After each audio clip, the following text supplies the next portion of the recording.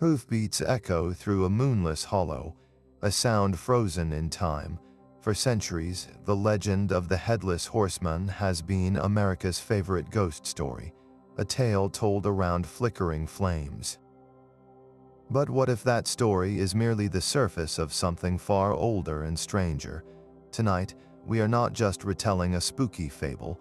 We are embarking on a detective mission through history, folklore, and hidden spiritual realms to uncover the true story of the Hessian Horseman. You will discover the real soldier behind the myth, the esoteric symbols woven into his terrifying form, and why this particular ghost has refused to fade away.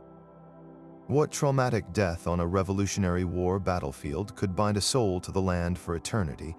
And what secret truths about life, death, and the unseen world are buried within this iconic tale? What does a legend this persistent truly want us to remember? In 1820, a quiet literary event planted the seed for a national nightmare.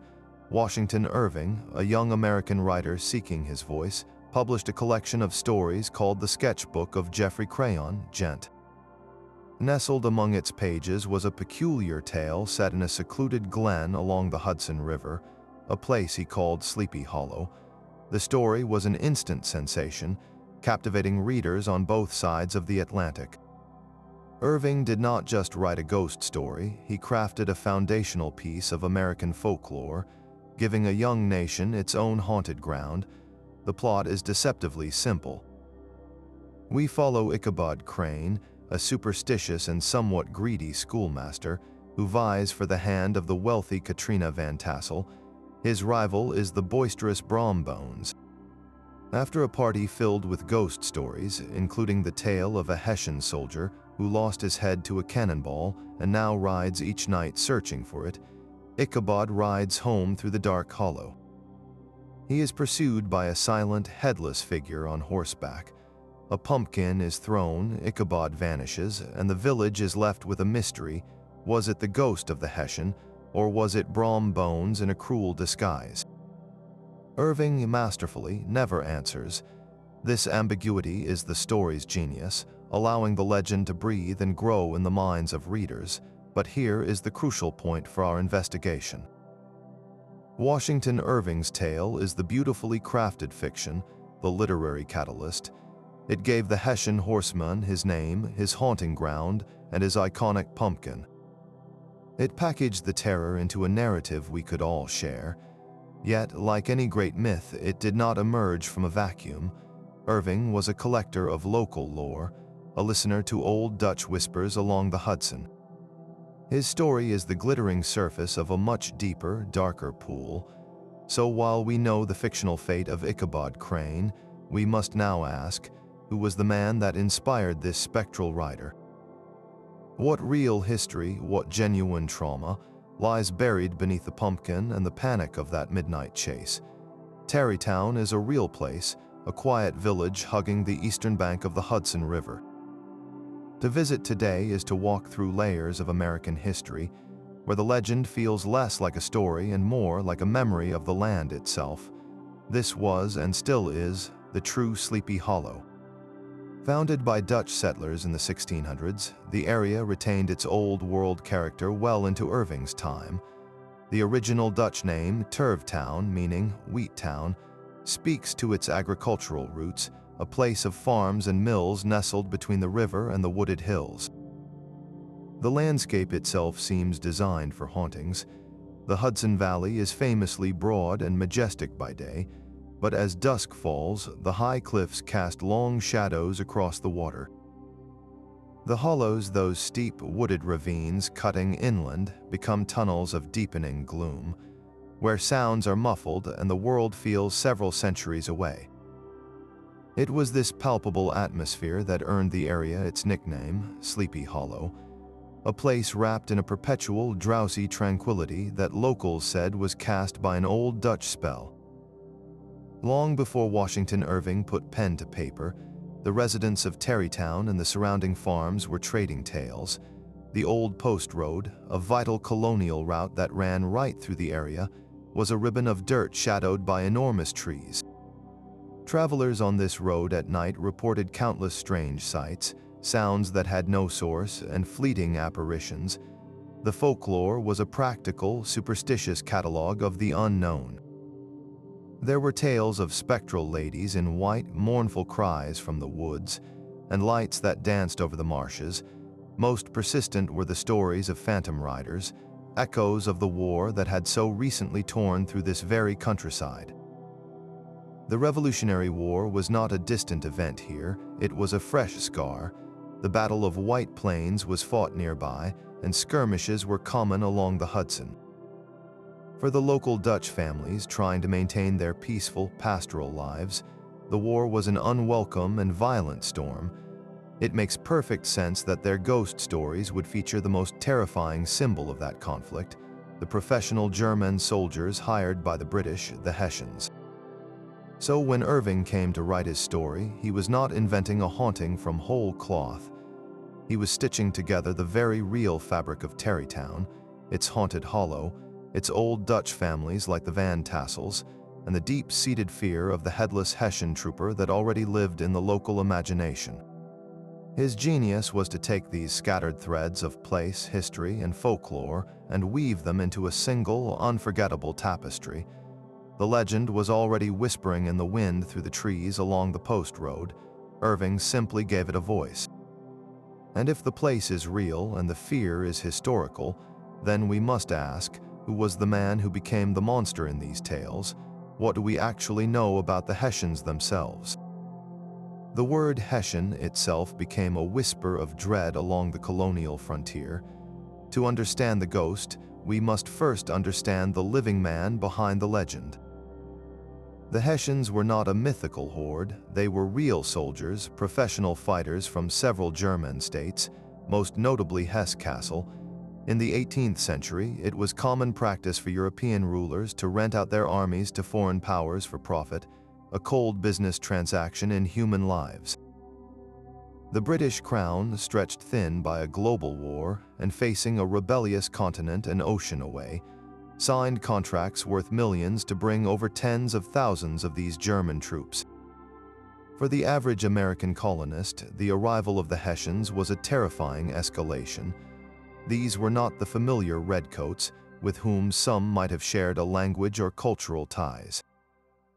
They were foreigners speaking a guttural tongue, arriving on foreign ships to fight a war they had no personal stake in.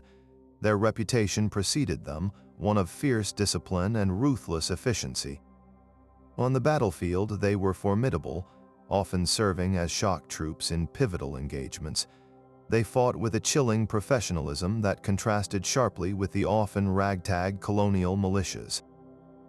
And it was in the brutal theater of war around New York that their story became tragically intertwined with the land that would later haunt them. After the British captured New York City in 1776, the war for the Hudson Valley began in earnest. Control of the river was the strategic key to splitting the colonies, and the area around Tarrytown became a contested no-man's land of patrols, raids, and ambushes. Key battles like White Plains and the later clashes at Fort Washington were bloody affairs where Hessian units saw intense action. The colonial perception of their brutality was often amplified by propaganda and the very real horrors of war, but it cemented an image in the public mind, the Hessian as a remorseless, otherworldly enemy. This is the essential historical soil from which our ghost grows.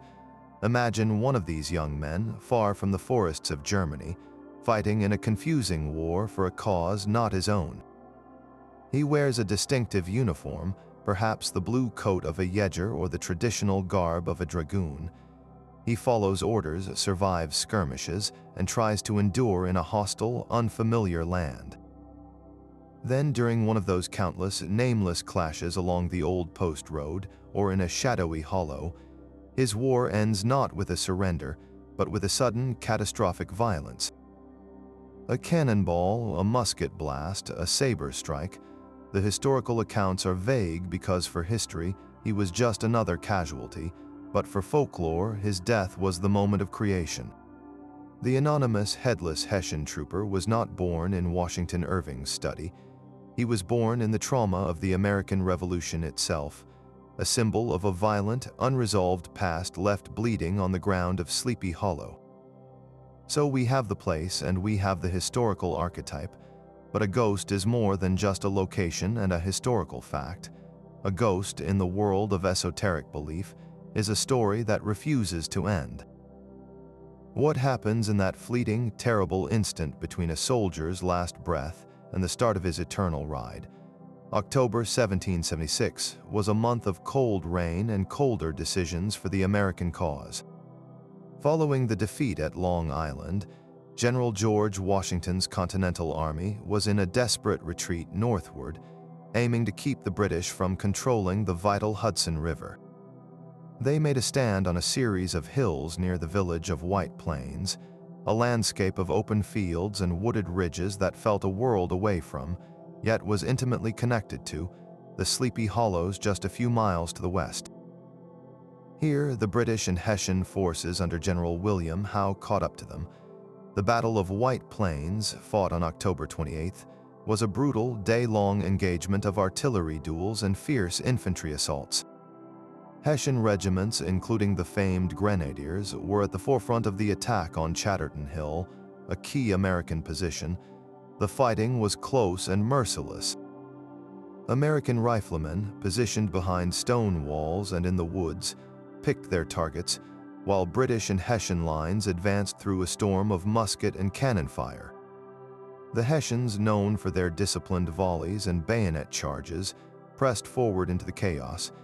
It was in this kind of maelstrom that the legend finds its probable genesis.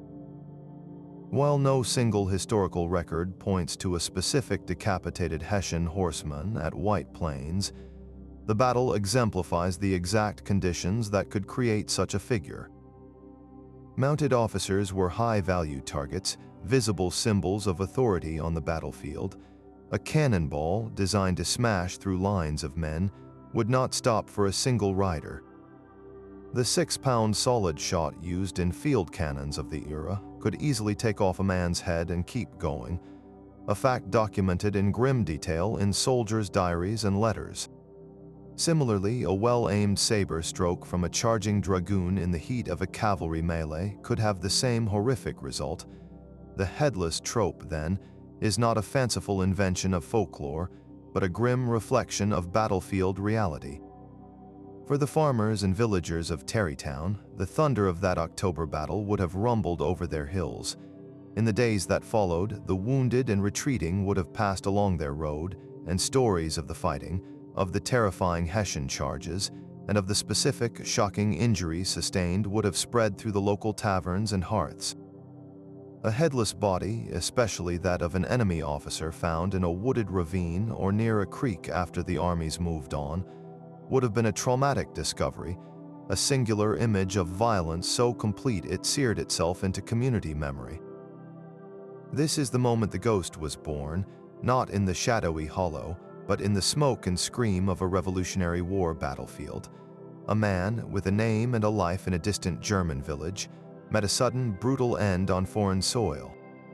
His physical story ended there, but his spiritual story, forged in trauma and fear, was just beginning. Why would such a spirit remain, and why would it choose to ride, forever searching, through one particular patch of darkened woods? That sudden, violent end on a battlefield is only the first chapter of the haunting. In the beliefs that span cultures and centuries, death is not always a clean transition. It can be a doorway that slams shut, trapping something in between. To understand why the Hessian trooper did not simply fade into history, we must look at what esoteric traditions say happens to a soul when its departure from this world is as traumatic as its life. Imagine the final conscious moment of that soldier, a flash of searing light and overwhelming shock, a brutal severing not just of bone and flesh, but of his very connection to his physical self. In many spiritual systems, such a death is seen as a profound spiritual shock. The soul is ejected from the body with tremendous, disorienting force, like a passenger thrown from a crashing coach. There is no peaceful letting go, no gradual release. There is only chaos and rupture, This trauma can leave the spirit confused, tethered to the last place it knew as reality, the site of its violent end. It becomes an echo, doomed to replay the final moments, the surge of adrenaline, the confusion, the terror. This is the birth of what some traditions call an earthbound spirit, or in certain Eastern philosophies, a hungry ghost, a being consumed by the attachments and pains of its former life, unable to perceive the path forward. But there is another, more concrete anchor holding this spirit to the soil of Sleepy Hollow, a profound neglect that compounded the violence of his death. Consider the practical, grim aftermath of an 18th century battle. The fallen, especially enemy combatants, were often buried quickly and without ceremony. A headless Hessian soldier, a hated foreign mercenary, would likely have been interred in a mass grave or a shallow, unmarked pit near where he fell. This was not a burial in consecrated ground, with prayers for his soul's safe passage. It was a functional disposal. In esoteric thought, the rites we perform for the dead are not mere tradition, they are seen as spiritual tools. Prayers, blessings, and intentional burial rituals act as a guide, a light held up for the departing soul, showing it the way from this world to the next.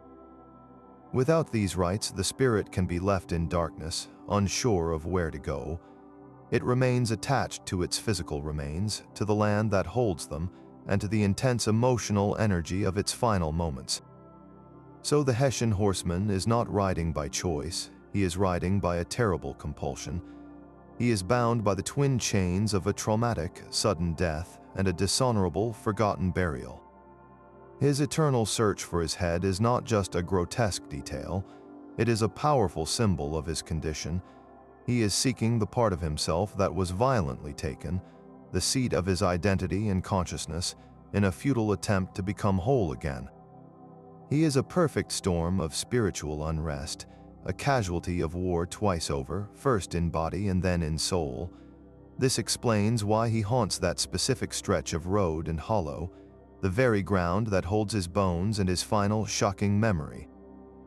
But it does not yet explain the specific form his haunting takes, the thunder of hooves, the looming silhouette, the palpable dread.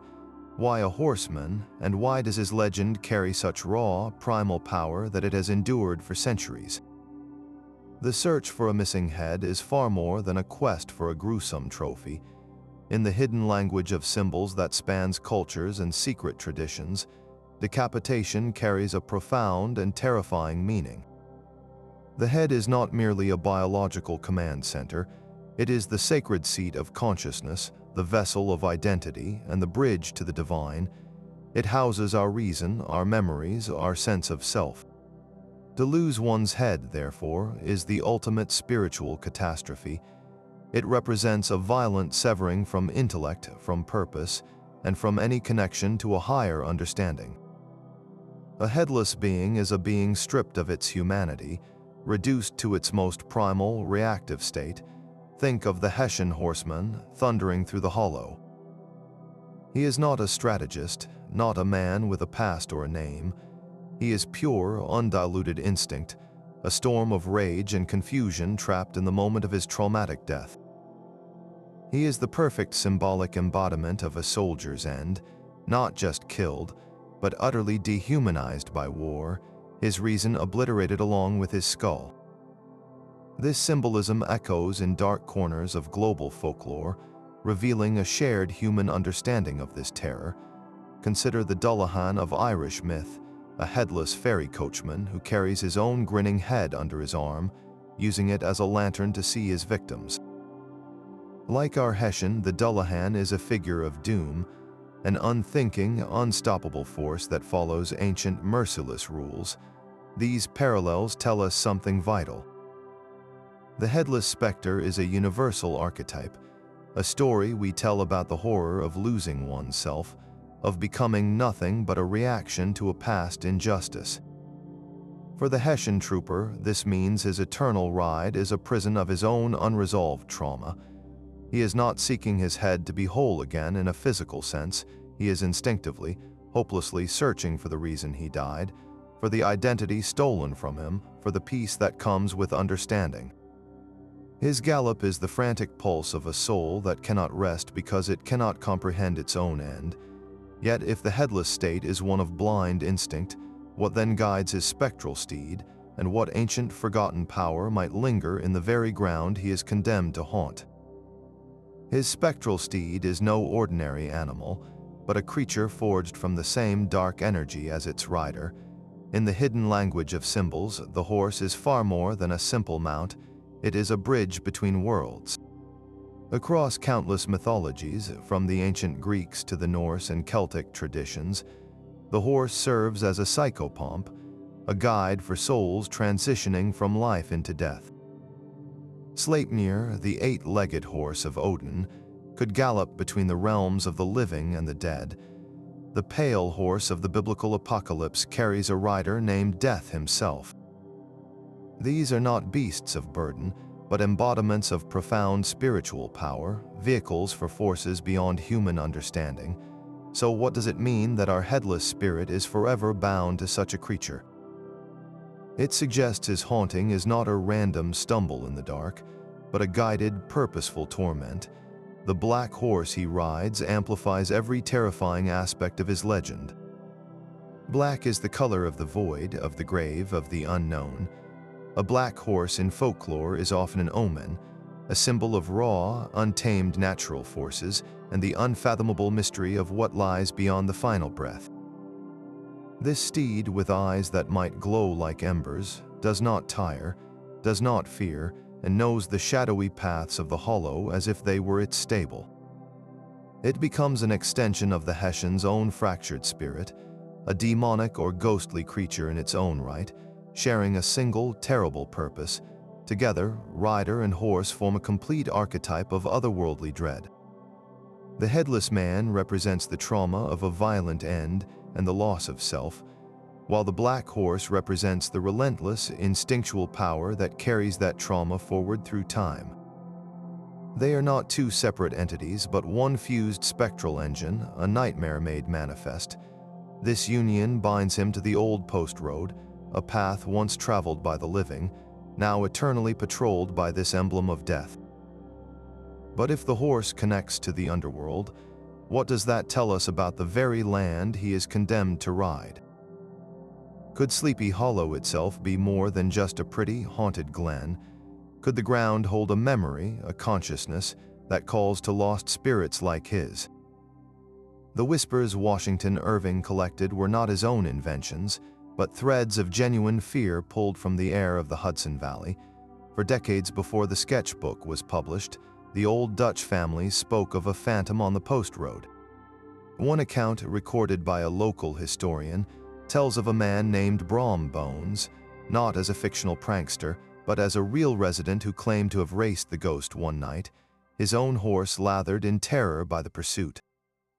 Another persistent tale was of a galloping Hessian, a spectral trooper seen riding at breakneck speed near the churchyard, his form sometimes headless, sometimes clutching his severed head beneath his arm. These were the raw materials, the chilling campfire stories shared by people who believed, or at least half believed, they were true. Irving's genius lay in his editorial eye. He took this core folkloric skeleton, the headless soldier bound to the road by trauma, and dressed it for a literary audience. The real ghost, according to lore, was often seeking revenge or his missing head, a straightforward spirit of vengeance. Irving transformed this into a more ambiguous psychological haunting. He added the comical, superstitious figure of Ichabod Crane, whose greed and fear make him the perfect victim for such a terror. He introduced the rivalry with Brom Van Brunt, giving the story a human antagonist and that brilliant, unresolved question, was it a ghost or a hoax? And most famously, he gave the world the pumpkin. In the original folklore, the specter was said to throw his own severed head, a truly ghastly detail. Irving, perhaps sensing this was too gruesome for his readers, replaced it with the iconic flaming pumpkin, a symbol of harvest and folklore that softened the horror just enough to make it unforgettable, rather than unspeakable. So what we have today is a perfect fusion, the authentic, chilling ghost of local memory, refined and amplified by a master storyteller's pen. The Hessian Horseman is both a real folkloric figure and a literary icon, one feeding the other across centuries. But this raises a deeper, more unsettling question. Why has this particular fusion resonated so powerfully? What is it about this story that has allowed it to evolve from a local ghost tale into something that feels like a national, even archetypal, nightmare? That flaming pumpkin, hurled through the darkness to smash against Ichabod Crane's terrified skull, is the legend's most iconic image. On the surface, Washington Irving presents it as the punchline to a grand, ghostly prank. Brom Bones, having heard the schoolmaster's superstitious fears, simply dressed up, chased him, and threw a vegetable. Case closed, a human mischief maker exploiting a local myth. This rational explanation is tidy, and it allows the reader to chuckle nervously, relieved the supernatural might not be real after all, but in the hidden language of symbols that we have been exploring, that pumpkin carries a weight far heavier than any simple gourd. To dismiss it as merely a prankster's prop is to miss a deeper, more unsettling layer of folk magic woven into the very climax of the tale. Let us look at harvest folklore from the old world traditions that the Dutch settlers would have known. Fruits and vegetables, especially those hollowed out and given a face, have long been associated with the spirit world. Gourds and pumpkins, with their tough outer shell and hollow interior, were seen in some traditions as potential containers, temporary vessels that could capture or represent a wandering soul. A candle placed inside, creating a flickering, living light within a carved face, mimics the human head itself, the skull housing the animating spark of consciousness. So when the spectral horseman throws not his own ghastly head, but a flaming pumpkin, the symbolism becomes brilliantly twisted. It is a grotesque parody of what he has lost. He mocks Ichabod, and by extension all the living, by hurling a cheap, vegetable imitation of the precious human head he is doomed to search for. It is the ultimate insult from a spirit stripped of its identity, saying, "You fear this hollow shell." This is all that is left, but there is another, more proactive interpretation rooted in folk practice. What if the pumpkin was not just a symbol, but a tool? In various cunning folk traditions, using an object associated with the spirit world, like a carved gourd, could be a way to focus intention, to create a temporary beacon or vessel for a spiritual force. Could Brom Bones, a son of that old Dutch soil steeped in these subtle superstitions, have done more than just throw a pumpkin? Could he, perhaps unconsciously, have performed a small act of folk magic? By carving that face, lighting that flame, and hurling it with the intent to terrify, he may have briefly invited the very spirit of the hollow into his prank.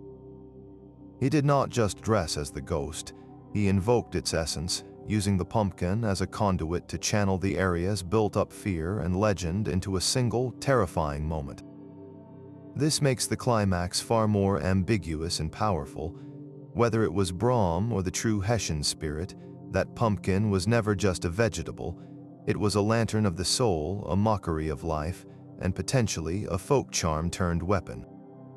It blurred the line between human trickery and supernatural manifestation so completely that the truth becomes impossible to ever find.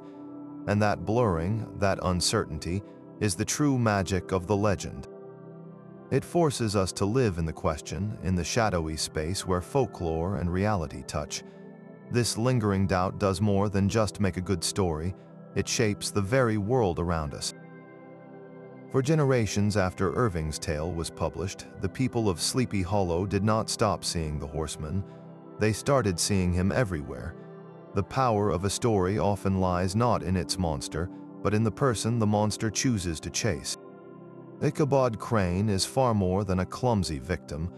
He is a perfect mirror held up to the fears of his age, and to a very specific kind of human vulnerability.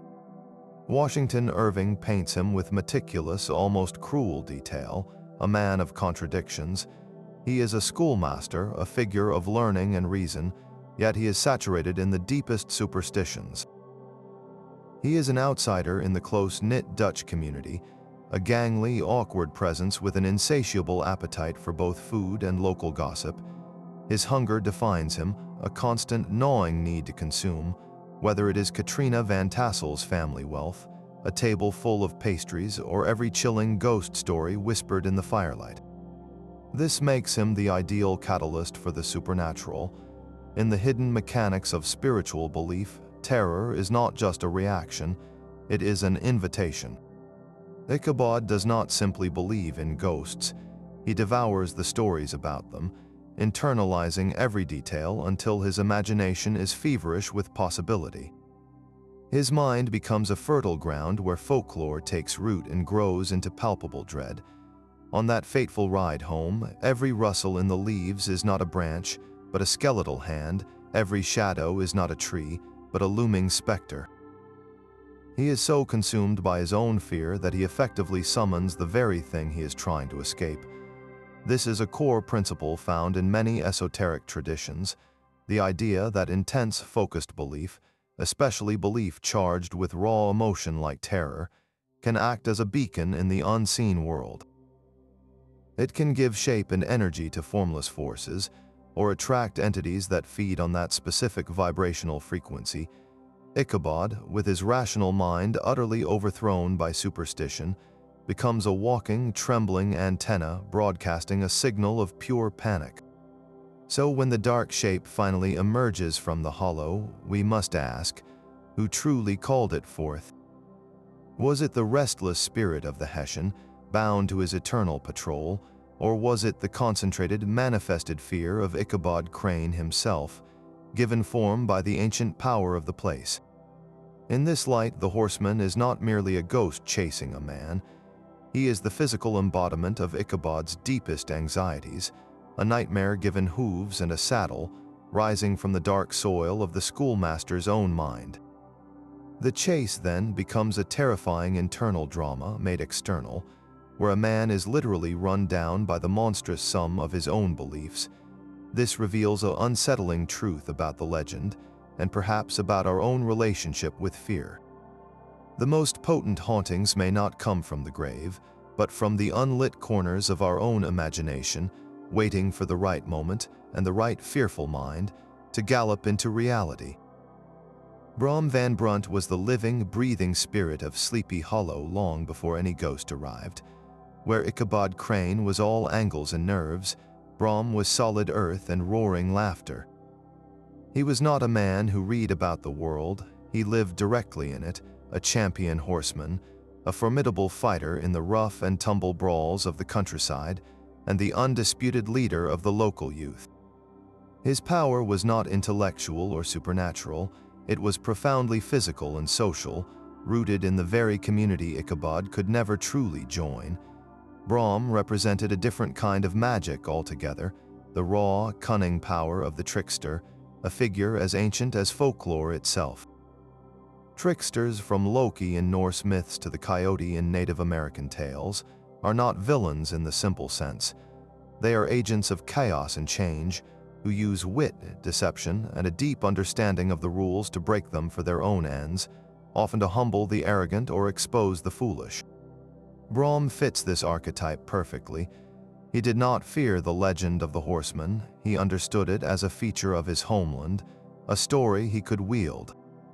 When the superstitious, greedy outsider Ichabod began courting Katrina Van Tassel, the girl Brom considered his own, Brom did not challenge him to a straightforward duel. He embarked on a campaign of psychological warfare, a series of pranks designed to exploit Ichabod's deepest weaknesses. He stopped up the schoolhouse chimney with smoke, trained a dog to whine in a haunting manner, and of course, filled Ichabod's head with the most terrifying details of the galloping Hessian at the Van Tassel party. This was not random mischief, it was a targeted application of local lore as a weapon, and here is where the line between human trickery and something older begins to blur. In many folk magic traditions, the act of impersonating a spirit or using its story is not a simple disguise, it is a form of invocation. By dressing as the horseman, by mimicking its legendary pursuit, Brom was doing more than playing a part, He was temporarily channeling the collective fear and belief of the hollow. He became, for that terrifying chase, the living embodiment of the legend. The pumpkin he threw was the final, brilliant symbol of this fusion. It was a prankster's projectile, yes, but in the context of that moonlit chase, it transformed. It became the flaming, hollow head of the ghost story, a perfect representation of the empty terror he was projecting. In that moment, Brom Bones ceased to be just a jealous suitor and became the trickster god of Sleepy Hollow, using the land's own haunted memory to enforce its social order and drive out the fearful intellectual. So we are left with that enduring question: was it Brom or the true Hessian spirit that night? The genius of the story is that it allows for both possibilities to be true simultaneously. Brom's earthly trickster power and the land's spectral memory converged, one using the other, until it became impossible to tell where the man ended and the myth began.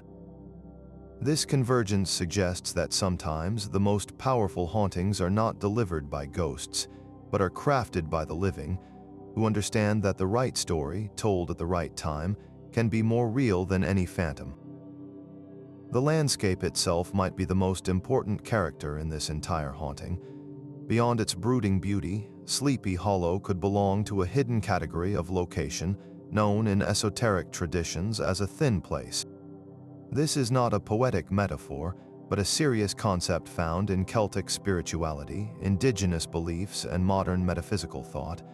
A thin place is a specific location where the boundary between our everyday world and the spiritual or other world is believed to be unusually porous, fragile, like a worn spot in a curtain. In such places, the veil lifts more easily, allowing for visions, visitations, and a palpable sense of the sacred or the haunted. Many of these sites are ancient, old groves, mountain passes, or secluded springs. Sleepy Hollow, with its deep ravines and a history of pre-colonial significance, fits this archetype perfectly. It is a place that feels set apart, drowsy under a spell, as the old Dutch residents said, because it literally exists in a different energetic state. The quiet is not merely an absence of sound, but a listening quality, as if the land itself is holding its breath between two worlds. If the hollow is thin, then what unseen architecture might be woven into its soil? This leads us to a fascinating and controversial idea, the concept of ley lines. Imagine, if you will, invisible currents of energy flowing across the Earth's surface, connecting ancient sacred sites, burial mounds, and places of power in a vast geometric web. First proposed in the early 20th century, the theory suggests that our ancestors intuitively built their temples and monuments along these energetic pathways. While mainstream archaeology dismisses ley lines as pseudoscience, the idea persists in geomantic and occult traditions because it speaks to a deep human intuition that the land is alive with currents we can no longer easily perceive. Now consider the Hudson Valley. It is a massive geological rift, a literal seam in the continent carved by glaciers and river. From an esoteric perspective, such a dramatic natural feature could easily act as a primary conduit for telluric energy, a major artery in the planet's subtle body. The high cliffs, the deep water, the convergence of specific rock formations, all could create a natural vortex, a swirling concentration of this earthly power. Ancient cultures certainly recognized the valley's significance, with numerous Native American settlements and ritual sites along its length. The old post road itself, following a natural contour, might unknowingly trace one of these older, energetic paths. So we arrive at a compelling, speculative synthesis. Picture the Hessian trooper meeting his violent end not just anywhere, but directly upon one of these potent energetic lines, within the amplified field of a natural thin place. The trauma of his death would not be a simple event that fades with time. Instead, it would be like recording a scream onto a crystal, using the land's own innate power as the recording medium. The intense emotional shock, the terror, the injustice, all of it becomes imprinted onto the energetic fabric of the location itself. The land remembers. And because the place is thin, that memory does not stay buried, it leaks through. The haunting becomes more than the ghost of one man.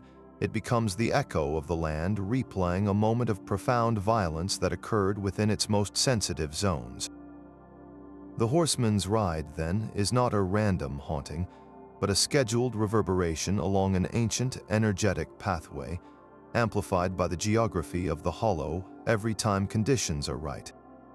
This transforms the legend from a ghost story into something resembling a spiritual weather pattern, a recurring storm born from the collision of human trauma and sacred geography.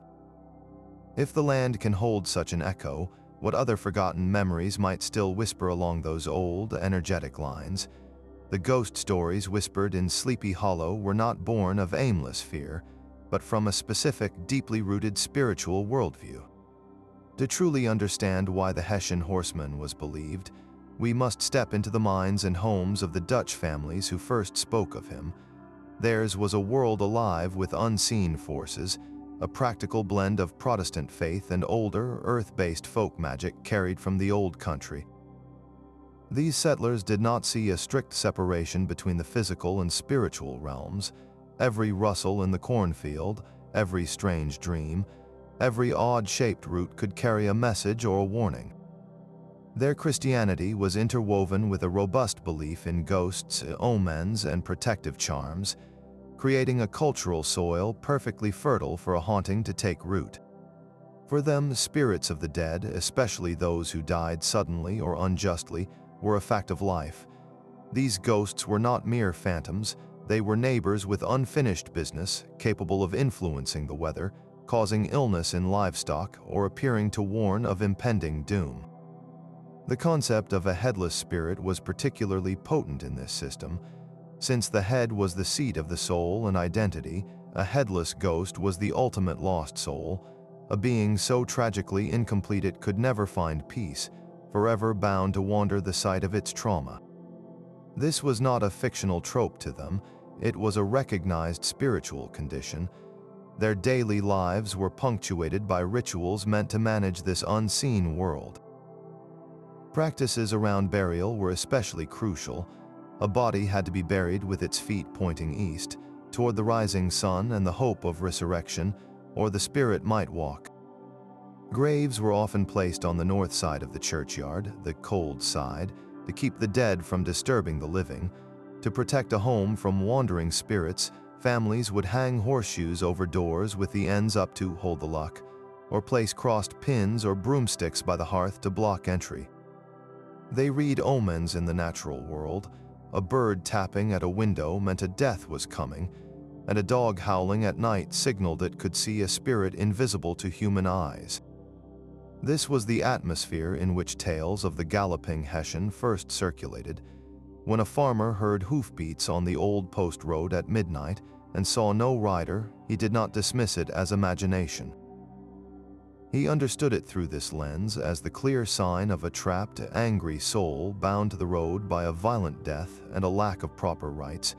Washington Irving did not have to convince his readers that such a ghost could exist. He was writing for an audience or channeling a community that already accepted it as possible. The legend of the Headless Horseman was not a wild invention. It was a perfectly logical flower that grew from this specific garden of belief. The haunting felt real because, within the worldview of the Hollow, it absolutely was. This deep cultural acceptance raises a profound question. If an entire community believes in a ghost, does that collective belief somehow feed the phenomenon, giving it a shape and a power it might not otherwise possess? That final, frantic charge through the Hollow was never just about finding a missing piece of anatomy. The head is a symbol, and the search for it is a code. If we listen to the deeper rhythms of occult thought, the Hessian Horseman's eternal ride may be driven by a far more complex and tragic set of compulsions. The simplest interpretation is that of the unquiet dead denied their rights. Across countless traditions, from ancient Rome to folk practices still whispered about today, a proper burial is not a courtesy, it is a spiritual necessity. It is the key that unlocks the door to the next world. Without those prayers, that intentional laying to rest in consecrated ground, the soul finds the path shrouded in mist. The horseman, likely tossed into a pit with other nameless casualties, was spiritually locked out. His quest, then, could be a desperate, looping attempt to find someone, anyone who will recognize him, speak his name, and perform the simple act that would set him free. He gallops past the living not to terrorize them, but in a hopeless hope that one will understand his silent plea. But what if his binding is not just about neglect, but about a duty left unfulfilled? Soldiers swear oaths, and some occult philosophies suggest such promises can bind the spirit as strongly as any physical chain. Consider the tantalizing legend of Hessian gold. Folklore in the Hudson Valley sometimes speaks of British payrolls or mercenary treasure buried hastily before a battle, guarded by a curse. Could the horseman be the eternal sentinel of such a secret? His patrol along the old post road, a vital military supply route, makes a grim kind of sense. He is not chasing travelers, he is guarding the forgotten deposit, his officer's honor transmuted by a violent death into a supernatural G's. Every thunderous pass through the hollow is not a mindless haunting, but a spectral patrol ensuring the secret of the crown, or his regiment, dies with him forever. There is a darker, more primal archetype he might embody, that of the perpetual warrior or the soul collector. In certain strands of Northern European lore, some spirits are doomed to reenact their deaths not as punishment, but as their very nature. They become eternal echoes of battle, collecting the souls of those who cross their path not out of malice, but because that is what they were doing when they were severed from life. The horseman, a professional soldier cut down mid-charge, may have had his entire identity fused to that single moment of violent purpose. His spirit, therefore, cannot rest, because resting was never part of his being. He is the charge itself, forever looping, and any living soul caught in his path becomes, in his fractured perception, part of the same endless battle. He is less a ghost and more a recording of war's energy, playing on a loop in a thin place where the veil cannot mute it. Perhaps the most haunting interpretation is that he seeks not his own head, but a replacement. This idea chills the blood because it inverts the search entirely. A head is a vessel for consciousness and identity. A spirit stripped of its own might instinctively seek to claim another's, to fill that void with a living soul's light, reason, and memory. This turns the chase from a tragedy into a predatory act. Ichabod Crane, with his overactive, fear-filled mind, would have been a bright beacon, a tempting source of the very consciousness the horseman lacks. The pumpkin, in this light, becomes a Grotsu placeholder, a hollow mockery of what he truly desires to steal and occupy. This transforms the legend from a simple ghost story into a cosmic horror, a tale of spiritual consumption where the ultimate terror is the loss of one's self to a hungry, empty thing. So who or what is really galloping through the hollow? A soldier seeking peace, a cursed sentinel, an echo of battle, or a predator of souls? The power of the legend is that it holds all these possibilities in tension. Each interpretation adds a layer of depth, turning a campfire scare into a mirror reflecting our own deepest fears about death, duty, and the potential erasure of who we are. And if his true purpose remains shrouded, it forces us to look closer at the nature of the place that holds him. What if Sleepy Hollow is not just a passive backdrop, but an active participant, a place with its own desires that uses legends like his for a purpose of its own? A real encounter with the Hessian Horseman would likely begin not with sight, but with a profound shift in the atmosphere itself. According to parapsychological research and countless eyewitness accounts of hauntings, the approach of a powerful spiritual presence often announces itself through the environment. The air in the hollow might grow suddenly, unnaturally cold, a chill that seeps into the bones rather than just the skin. This sensation, often called a cold spot, is theorized to occur as a spirit draws energy from its surroundings to manifest, dropping the local temperature. You might feel a static charge raise the hairs on your arms, a sign of electromagnetic disturbance frequently linked to paranormal activity. The sounds of the modern world, the distant hum of a car or the buzz of insects, would fall into an absolute oppressive silence, as if the space itself is holding its breath. Then from deep within that silence, the sound would emerge, distant at first, a rhythmic pounding that resolves into the unmistakable thunder of galloping hooves on hard-packed earth, approaching with impossible speed yet never seeming to draw nearer. Visual manifestation might come in stages, filtered through the witness's own psyche and the spirit's available energy. Some reports from similar hauntings describe an initial visual distortion, a patch of deeper darkness that moves against the wind, coalescing into a roiling, low-lying mist that seems to pulse with the rhythm of the hooves. Within that form, darker shapes might resolve, the silhouette of a powerful horse and the broad-shouldered outline of its rider. A full, clear apparition, like a figure from a painting, is considered rare and requires tremendous energy.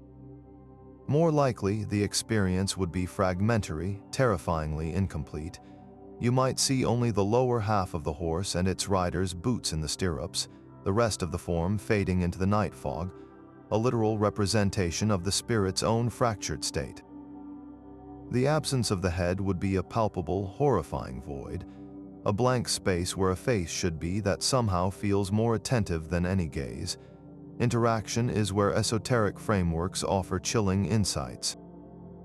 Such a spirit is not a passive recording. It is an intelligence, however damaged, bound by its trauma. It might interact with the living on an energetic level first. You could be flooded with a wave of foreign emotion, a crushing sense of panic, confusion, and a sharp, metallic tang of battlefield terror that is not your own. This is the spirit's unresolved trauma bleeding into your awareness, an attempt to communicate its story in the only language it has left, raw feeling. Some traditions suggest powerful earthbound spirits can engage in a form of psychic feeding, though not in a vampiric sense. The intense fear or awe they generate in the living creates a surge of psychic energy, which can momentarily strengthen their manifestation, like throwing a log on a fading fire.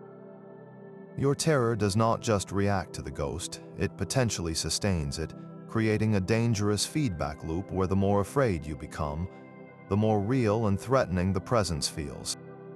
Could it seek to communicate more directly, perhaps, beyond emotional projection?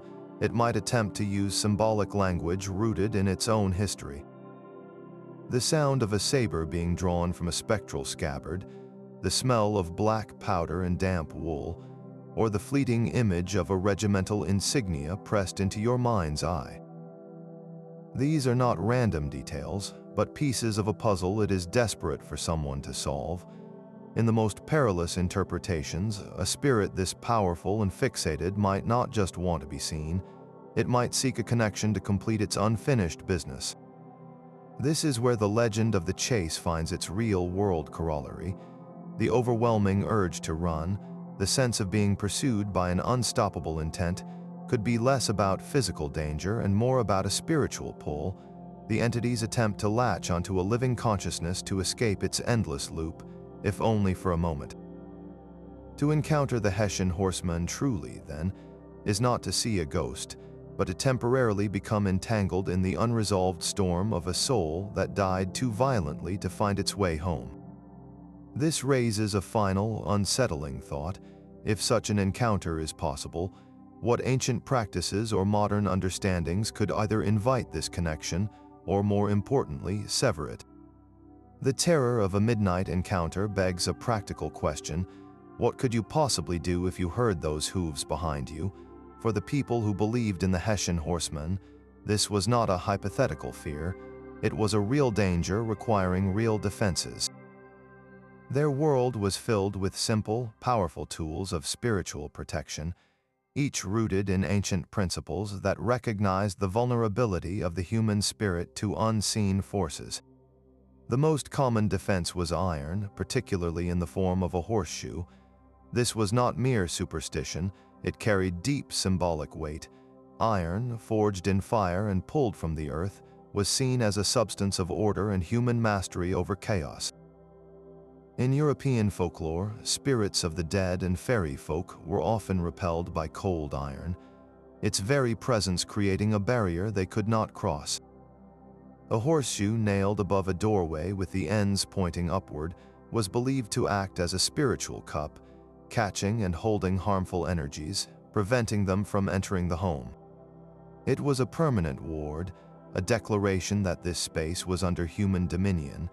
Similarly, a line of salt across a threshold or around a person's sleeping area served as another potent barrier.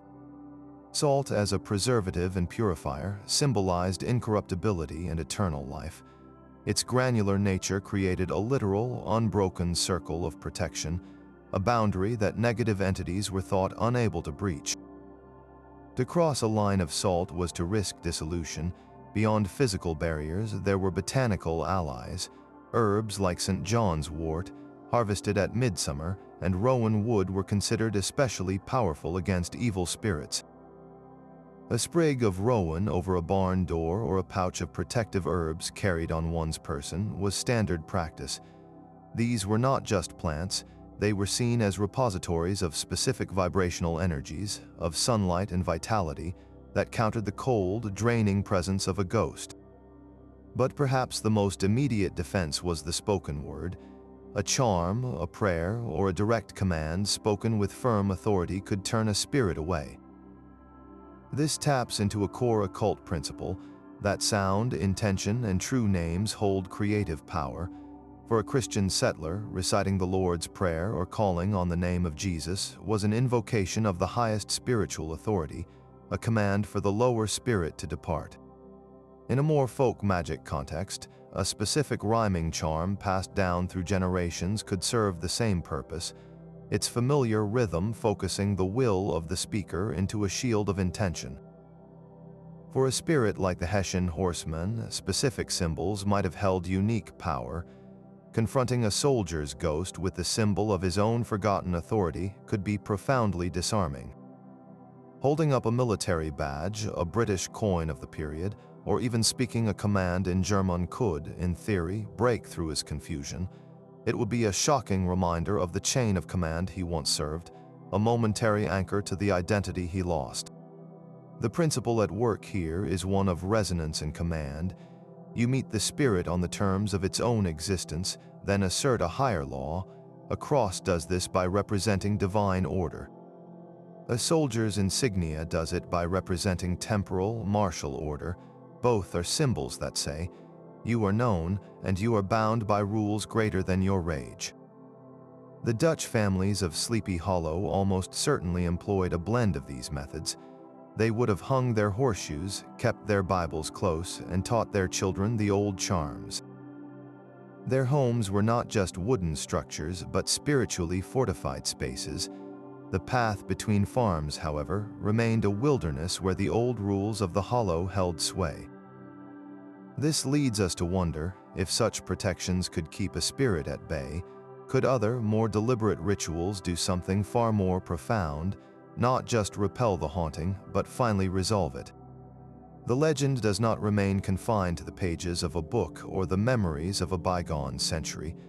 In the modern Hudson Valley, where commuter trains now run near the old post road, people still report encounters that chill the blood.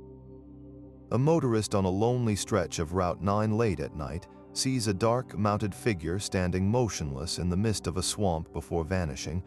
Hikers in the state park near Tarrytown capture fleeting, unexplained thermal images on their cameras, shapes that resemble a man on horseback where no such rider should be. Homeowners in centuries-old farmhouses speak of hearing the distinct, rhythmic sound of trotting hooves on their gravel driveways, only to find nothing and no one there. These are not campfire stories from the 1800s. They are contemporary anecdotes shared online and in local newspapers by people who often have no prior interest in the paranormal. The persistence of these reports forces a critical question. What exactly are these witnesses experiencing in the 21st century? To find answers, both amateur enthusiasts and organized paranormal investigation groups have ventured into Sleepy Hollow with an arsenal of modern technology. They sweep the historic burial grounds and shadowy paths with EMF meters, devices that measure fluctuations in the local electromagnetic field, on the theory that spiritual presences may disrupt or draw upon this energy. They set up digital audio recorders in the stillness, hoping to capture EVP or electronic voice phenomena, whispers or responses on the empty air that are only heard upon playback. Thermal imaging cameras scan the darkness for cold spots or unexplained heat signatures that could suggest a form. Some investigations claim intriguing, ambiguous results, faint growling whispers on audio said to be in German, sudden, unexplained spikes on the EMF reader in the middle of a wooded path, or thermal images that show a human-shaped blot of cold moving against the ambient temperature. But what do these blips and anomalies truly represent? The scientific skeptic offers a clear lens, one of psychological projection and environmental influence.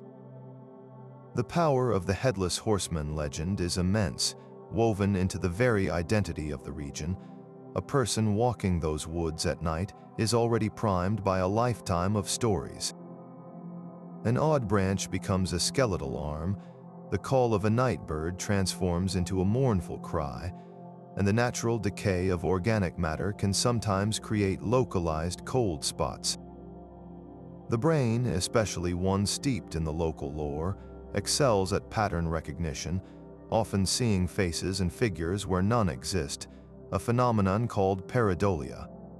In this view, the modern sighting is not evidence of a ghost, but proof of a legend's profound psychological grip, turning ordinary shadows and sounds into a personalized haunting. Yet, from an esoteric perspective, the technology might be catching something else entirely, not a classic ghost, but an imprint. If, as we explored, the trauma of the Hessian's death was recorded into the energetic matrix of a thin place, then modern devices might be detecting the residual playback of that event, a psychic echo that repeats like a scratched record. The EMF spike is not a conscious spirit, but the flash of the old emotional lightning strike. The whispered EVP is not a conversation, but a fragment of a long-ago scream etched into the atmosphere. The investigations, then, may be measuring the scar tissue of the land itself, not an intelligent entity waiting in the trees. This creates a fascinating, unresolved tension. Is the modern horseman a persistent, aware entity still bound to his patrol, a psychological phantom born of expectation, or a timeless environmental echo that sensitive people and technology occasionally tune into? Perhaps the truth, as with the original tale, lies in the blur between all three. The legend's enduring power ensures the expectation, the thin place provides the canvas, and the residual energy offers the faint, haunting signal. When a hiker feels a sudden dread on a familiar trail or a device captures an unexplained anomaly, it may be the confluence of all these forces, a momentary resonance where story, place, and a fragment of ancient pain briefly align. This leads us to a deeper, more personal inquiry. If the haunting is this adaptable, this intertwined with perception and place, what does it mean for our own relationship with such stories? Could engaging with them, even seeking them out, change not just what we see, but what is actually there? The story of the Headless Rider did not end in the hollow, it simply found a new mount. As the 20th century dawned, the Hessian Horseman galloped out of local folklore and into the vast arena of popular culture, his form shifting with each new interpretation. The first major leap came in 1949, with Walt Disney's animated short, The Adventures of Ichabod and Mr. Toad. Here, the terror was softened, stylized, and sung. Bing Crosby's smooth narration framed the tale as a light-hearted comedy of manners, with Ichabod Crane as a lanky, love-struck fool. The horseman's arrival is genuinely chilling, a silent, pumpkin-wielding specter emerging from a gnarled tree, but the tone remains safely in the realm of the cartoon macabre. Disney's version captured the chase's excitement but largely stripped away the esoteric weight, the spiritual trauma, and the ambiguity of the original. The Horseman became a spectacular spook, a fun Halloween icon, his connection to a real soldier's anguish and the land's memory fading into the background for a generation of viewers. This adaptation ensured the legend's survival in the modern imagination, but it packaged the mystery as a tidy, family-friendly thrill. Decades later, a very different vision emerged from the mind of Tim Burton. His 1989 film, Sleepy Hollow, was a lavish, gothic romance drenched in blood and atmosphere. Burton plunged the story back into darkness, but he fundamentally rewrote its spiritual core. In this version, Ichabod Crane is a rationalist constable, the Horseman is a literal revenant controlled by a witch's magic, and the haunting is a deliberate conspiracy of murder, not a tragic, unresolved binding. The film is visually stunning, turning the Hollow into an expressionist nightmare of twisted trees and perpetual fog. Yet, for all its gothic trappings, it trades the original psychological and spiritual ambiguity for a concrete plot. The Horseman is less a confused earthbound soul and more a supernatural weapon, a terrifying tool with a clear objective. Burton's genius was in making the legend visceral and stylish, emphasizing horror and melodrama, but in doing so, he replaced the subtle esoteric themes of traumatic death and spiritual neglect with a more conventional, if beautifully crafted, tale of witchcraft and revenge. The most direct attempt to reclaim and expand the legend's hidden dimensions came with the television series Sleepy Hollow, which premiered in 2013. This bold reimagining fused the Revolutionary War backstory with modern-day apocalyptic prophecy. Here, Ichabod Crane and the Headless Horseman are resurrected as opposing figures in a grand cosmic war, with the Horseman revealed as one of the four horsemen of the apocalypse. This adaptation did something remarkable. It took the esoteric core, the idea of a spirit bound by a powerful, ancient force, and amplified it to a biblical scale. The series delved deeply into occult symbols, forgotten histories, and magical lore, treating the supernatural as a real and present danger. It gave the Horseman a name, a history, and a terrifying purpose far beyond a simple haunting. While wildly inventive and often straying far from Irving's plot, this version respected the potential for spiritual depth within the legend, even as it transformed the Hessian trooper from a tragic ghost into an avatar of divine punishment. Each of these adaptations, from Disney's cartoon spook to Burton's gothic assassin to television's apocalyptic night, serves as a lens. They filter the original tale through the anxieties and aesthetics of their time, choosing which parts of the myth to highlight, which to reinvent, and which to leave buried in the hollow. They prove that a truly potent story is never owned by its author, but is constantly reborn in the collective mind, asking us what we fear and what we believe in each new era. This constant reshaping invites a deeper question. When so many powerful versions exist, what happens when we try to separate the fiction from the whispered truth? Can a modern seeker still find the original ghost beneath the layers of Hollywood spectacle? There is a darkness that rides within us all, a part of the self we rarely acknowledge in the light of day. To understand the enduring grip of this legend, we must turn the lens inward, exploring a psychological framework as compelling as any ghost story. The Swiss psychiatrist Carl Jung proposed that every individual possesses a shadow, an unconscious reservoir of all the traits, desires, and impulses we deem unacceptable: our rage, our primal fears, our capacity for violence. We spend our lives trying to outrun this inner darkness, to keep it buried beneath a civilized surface, but the shadow does not disappear, it waits, and it demands to be seen.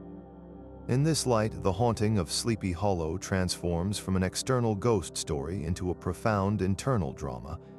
Ichabod Crane is not just a man being chased by a monster, he is a psyche being hunted by its own rejected half.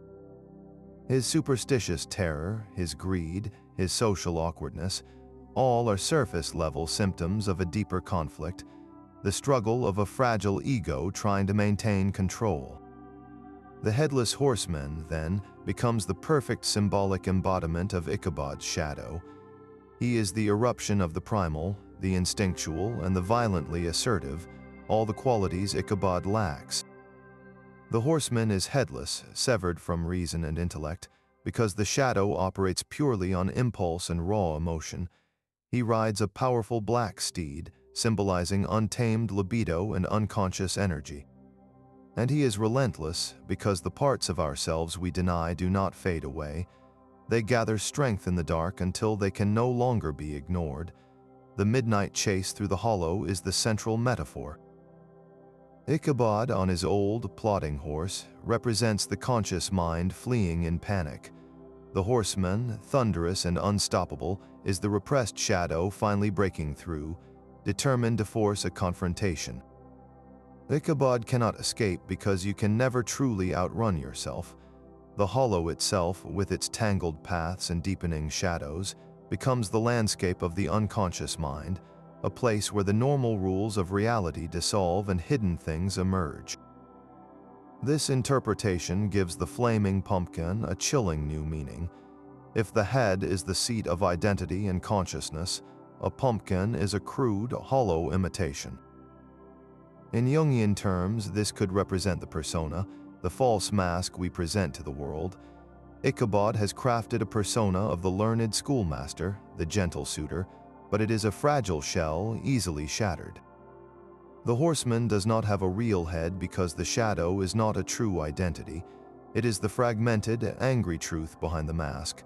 By hurling the pumpkin, the shadow is not just attacking Ichabod, it is violently rejecting the false self, smashing the persona to reveal the raw, terrified psyche beneath.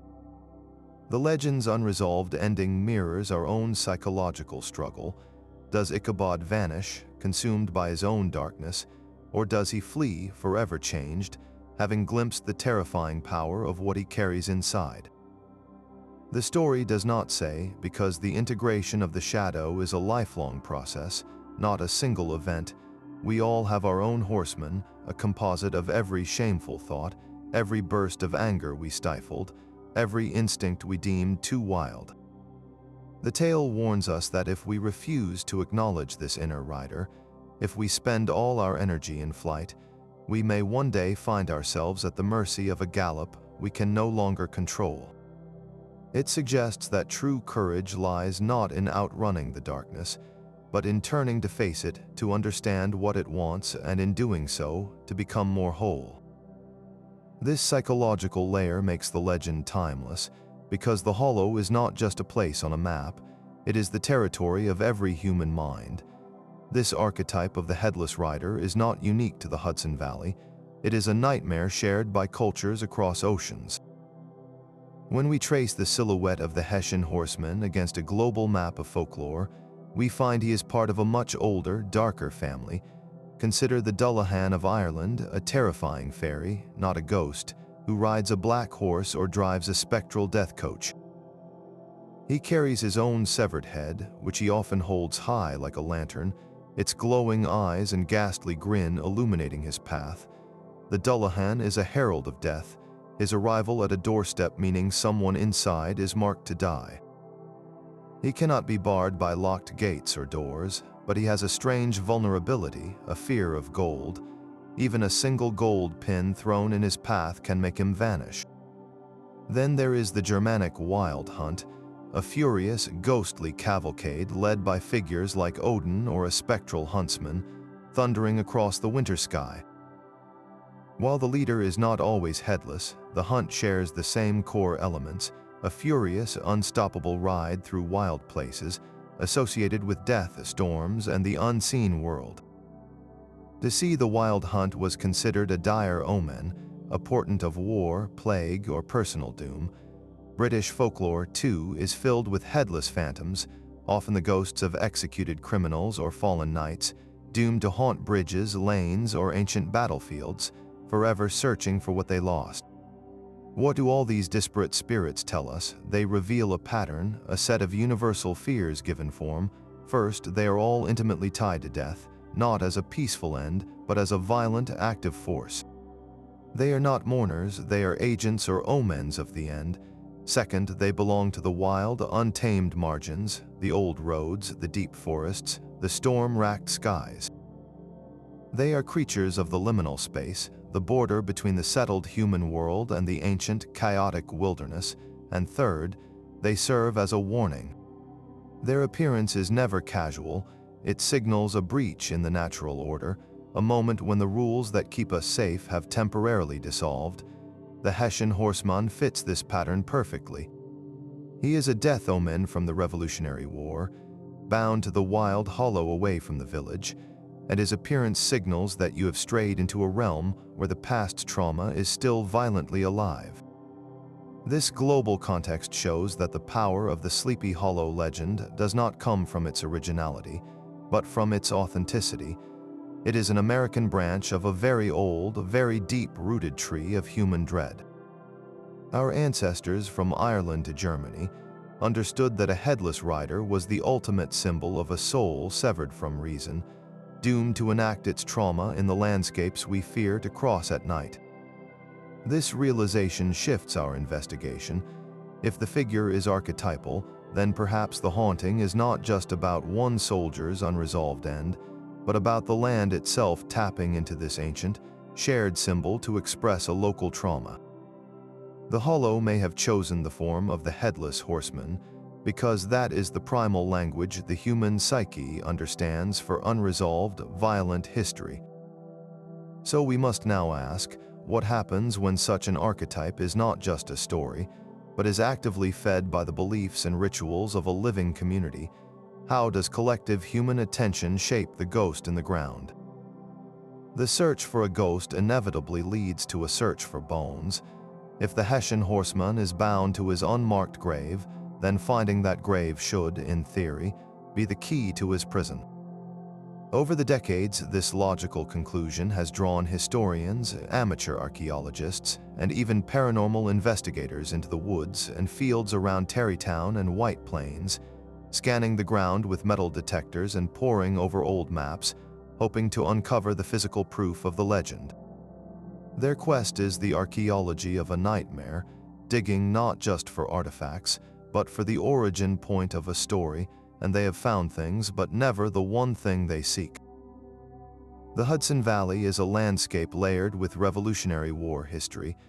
Archaeological surveys, often conducted before new construction, have uncovered musket balls, uniform buttons, belt buckles, and the occasional human remain. In Westchester County, where the Battle of White Plains raged, discoveries are more frequent. Shallow pits containing the commingled bones of several individuals, sometimes with evidence of violent trauma, have been unearthed. These are almost certainly mass graves from that brutal autumn of 1776, where the dead were buried hastily by the retreating or advancing armies. Each find is a somber reminder of the war's human cost, a fragment of the very reality that birthed the ghost, but none have been definitively linked to a single headless Hessian cavalryman. The challenge is immense. The headless detail, while powerful symbolically, offers no real archaeological clue. A body missing its skull in a mass grave could be the result of a cannon shot, but it could also be the result of centuries of natural decay, animal activity, or the simple, grim fact that skulls can become separated from the rest of the skeleton over time. A brass button from a Hessian uniform might be thrilling to find, but it only confirms that Hessian soldiers were in the area, something history already tells us. It does not point to one specific haunted trooper. The searches continue, driven by a powerful blend of historical curiosity and a deeper, almost mythical desire to solve the puzzle. Yet this raises a profound and often overlooked question: what would we do if we actually found him? The ethical and spiritual implications are deep and tangled. On one hand, the respectful exhumation and proper ceremonial reburial of a forgotten soldier is a noble act. In many spiritual traditions, this is precisely the rite that is missing, the act of recognition and care that could sever the spirit's tether to its trauma. To give the Hessian a marked grave, perhaps with his name restored through research, would be to finally offer him the dignity denied in death. It could, in the framework of the legend, lay the ghost to rest by completing the ritual that was so catastrophically absent. The haunting might end because its reason for being would be resolved, but there is another, more unsettling possibility. What if disturbing that grave does not calm the spirit, but awakens it fully? In occult thought, the physical remains are more than just bones. They are an anchor, a focal point for the spiritual energy attached to them. While that anchor is buried and undisturbed, the haunting may operate as a distant echo, a residual pattern. But to dig it up to handle the bones is to actively engage with that anchor, to reassert its presence in the physical world with tremendous force. It could be like poking a sleeping beast, or worse, like taking the recording of a scream and playing it through a powerful amplifier. The localized, occasional haunting of the hollow could theoretically intensify, or the spirit's focus could shift from the land to the people who disturbed its rest.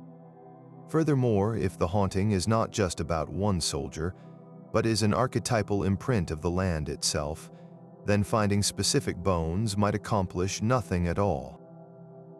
The story, the fear, the collective belief has taken on a life of its own, independent of its original source. The ghost has become a thought form, sustained by generations of telling.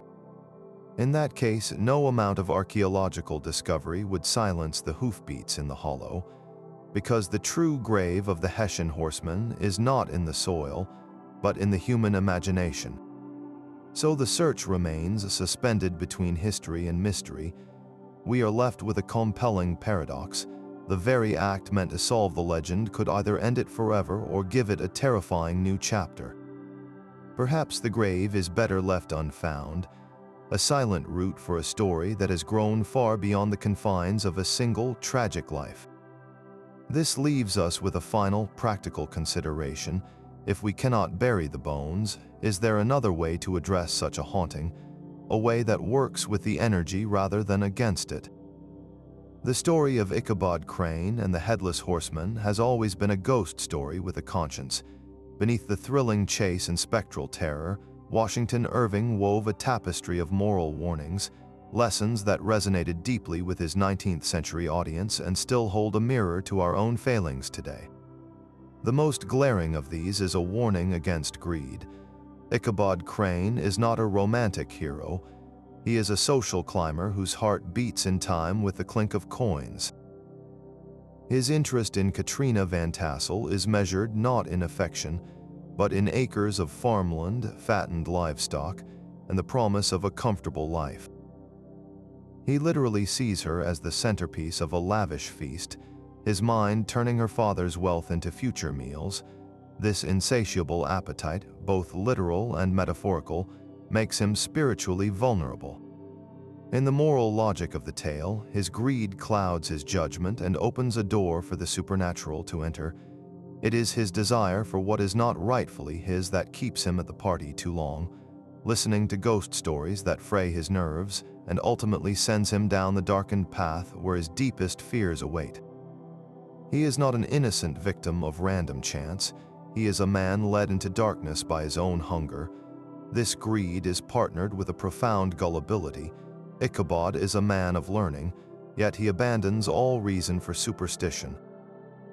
He devours every local tale of ghosts and goblins, not with skepticism, but with a credulous fear that paints the entire world as a haunted place.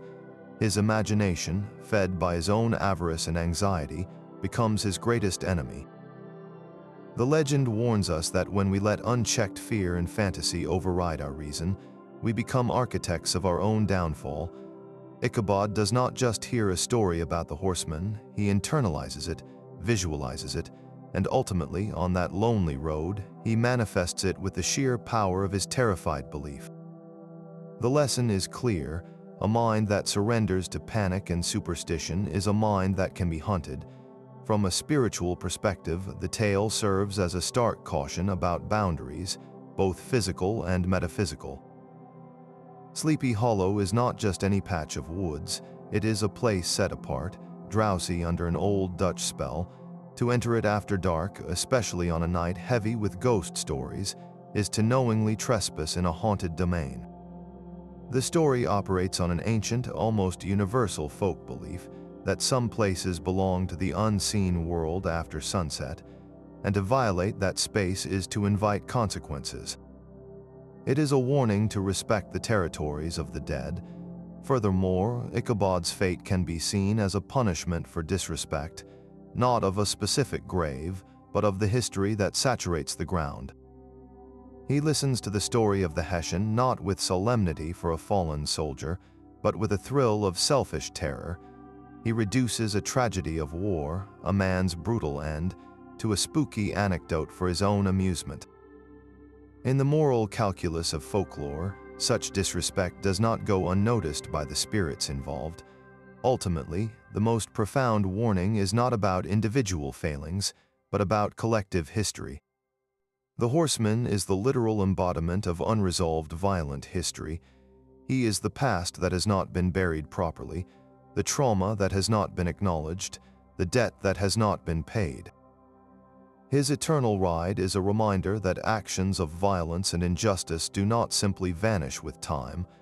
They can linger in the very land, waiting for the right conditions to reemerge.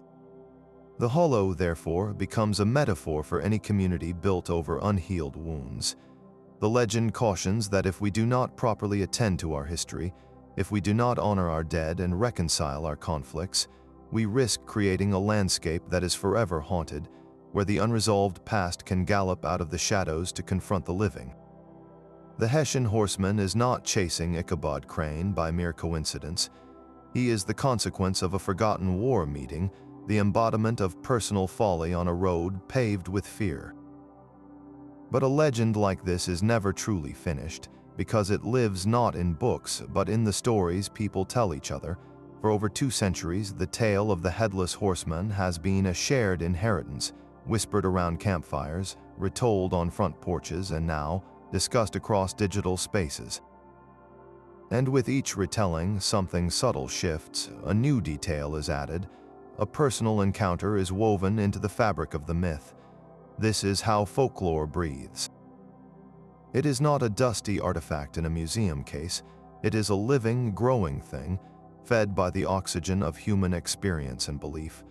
Right now, as you listen to this, the legend is being shaped anew by the quiet moments of wonder and unease felt by visitors who walk those same shadowy paths. Perhaps you have been one of them. Maybe you have taken the pilgrimage to Sleepy Hollow, New York, to see the old Dutch church and the cemetery where the real-life Van Tassels lie buried.